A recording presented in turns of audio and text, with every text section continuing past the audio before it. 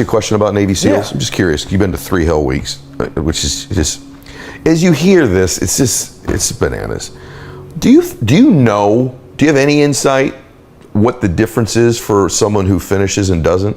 Because I've heard you say I respect guys who didn't finish it too, right? So is there some separators that your ability to just go away when the pain happens, or what is it? There's only one separator, man. And anybody, not just Navy SEALs, but anybody that can accomplish anything that is hard. The only separator is that they really want to be there. There's some people that get inspired, and that inspiration moves them to try to do something. But the inspiration is very high right now in this nice environment. We're in a nice environment. The ocean's out there. I'm talking to you. If I want to go to the fucking refrigerator and get something to drink, eat, I can. I watch a movie about some badasses, you're inspired. But the second you're not in this environment and you're actually doing what inspired you, that suck factor is now real. You can't just get off your fucking couch and get a fucking shake or get a fucking box of donuts or turn the TV or go take a shit or a piss or go get your girlfriend to cuddle up. No, you're now there. And only those people who have been there 1,000,000 times in their minds and have lived in that water and have suffered 1,000,000 times and realize my legs may break, my knee may break, my bones will hurt. I will be the coldest I've been in my life. I will be miserable and accept that. Because what happens is when you get in a horrible situation in life, your mind, I call it my 1-second decision. When you get in a horrible situation in life, your mind immediately says, get the fuck out of here. Everybody's does, even if you want to be there. But it starts to have all these different questions in your mind in that 1 second. And it says, okay, why are you here? Why are you doing this? Why this? Why that?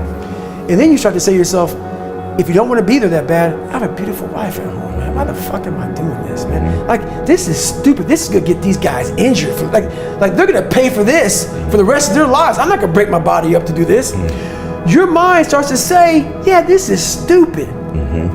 But if you are already knowing that this is gonna happen to you, you have all the answers to these questions that your mind starts to give you when you're in suffer mode. Yeah.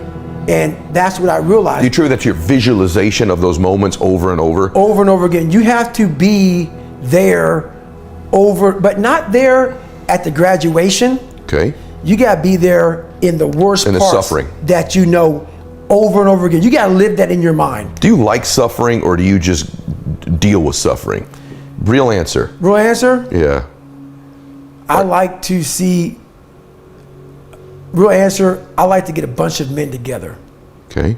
Men that are the hardest of the hard. And I want to be with these men. And I want to see them suffer. Because I'm suffering right along with you, but I want to see me get through it. I want to see what you're made of. I want to see, like, almost like the Colosseum in Rome. Let's fucking go to the fucking Colosseum. And the only way to see who the baddest motherfucker is to suffer. You can't do it by writing a paper. So let's go. Because why? What I found out through my life was I thought of myself as some weak little bitch kid. And what I found out, and the only message I want to get across to people is once you change one thing, your mindset, you can attack everything. And I find it fascinating. I'm fascinated. Because I'll be in these moments.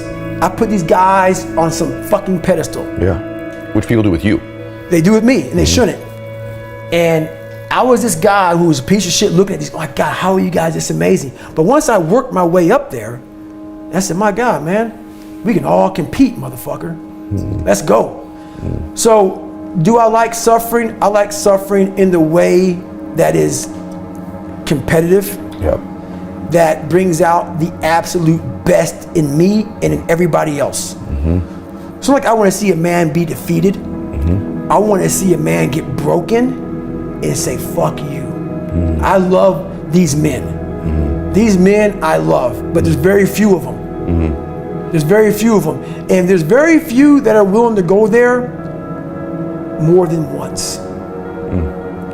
a lot of people, even people who've gone through special ops, it kicks the shit out of them to a point where in their mind, what got me bad in pararescue was when I was going through it, I said, I'm only gonna do this one time. And so many people in special ops, where they believe it or not, in anything, fuck special ops in anything, that's hard, I'm only doing this one time. Once you say that, you fucked yourself. The truth, I gotta tell you, off camera, you and I were talking about something. Now we're gonna go to something cool. Okay.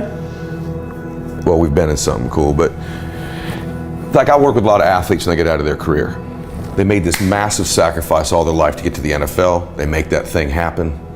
They're only willing to do it once. Right. And when that's over, their identity's set on that thing forever, and they just repeat the stories from that time over and over. That's right. And I watch them have such a difficult second half of their life. I try to help them with that. I've watched it with business people, and you and I were talking off camera. So I've started to uncover with me the last couple years that I've been on social media and teaching these things. And if you gave me that mirror test the last couple years, right, that accountability mirror, when I look in it, I'm starting to look at a dude who used to do some crazy shit that was cool in his life, really accomplished some things.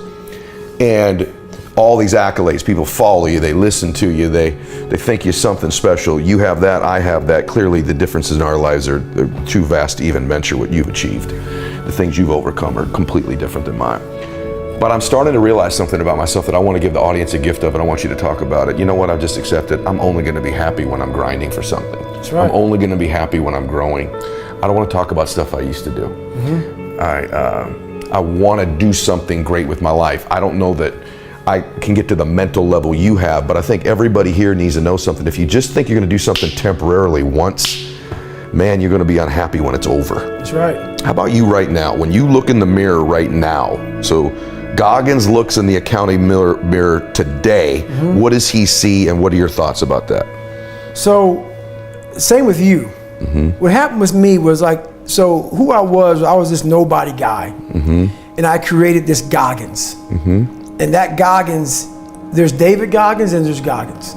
David Goggins is a calm, cool guy that sits back.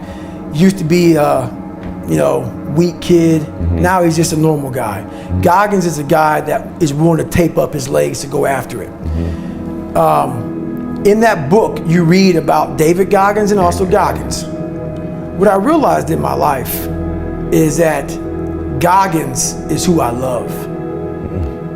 Goggins is who I created. My dad created David Goggins. I created Goggins.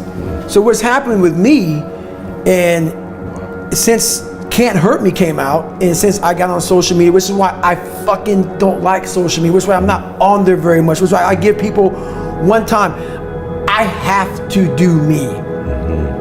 I have to do me. So people get it fucking twisted, man. I am who I am. What's in that book is me. So now what they see is this guy who's trying to get people to get off their fucking ass. That just happened to happen, man. I didn't set out. When I set out to be a fucking SEAL and set out to go to Ranger School and all this other shit I did and break records, I didn't set out to fucking please motherfuckers. Right. I didn't set out to say, hey, pay me now. I got a great fucking story.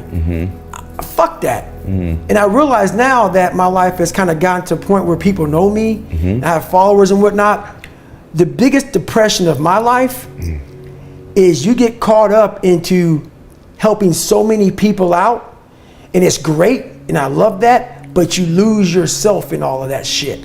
Truth. It literally, and people go, man, but my God, like you're changing. I get all that shit, man. But what the fuck is motivating you in that book? What's motivating you is the fucking stories I'm telling you about what I did in my life. Once I stop living that, I'm no more. Yes. I am not the fucker that you are now being motivated from. So right now in the mirror, I now got back to Goggins.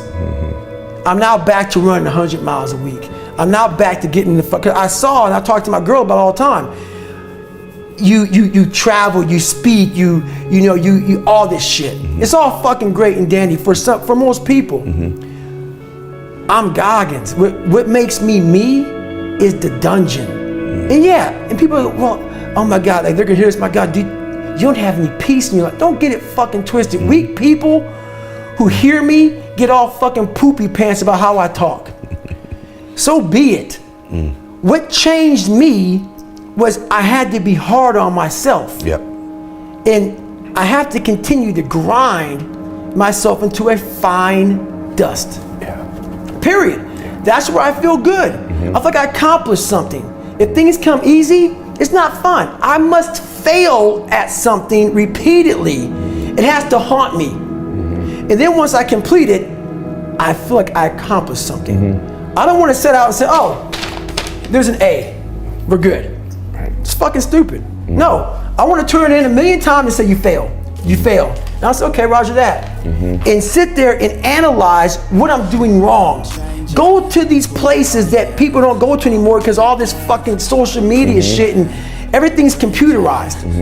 I want to go to that dark place in my mind and say, okay, how are we going to get this done?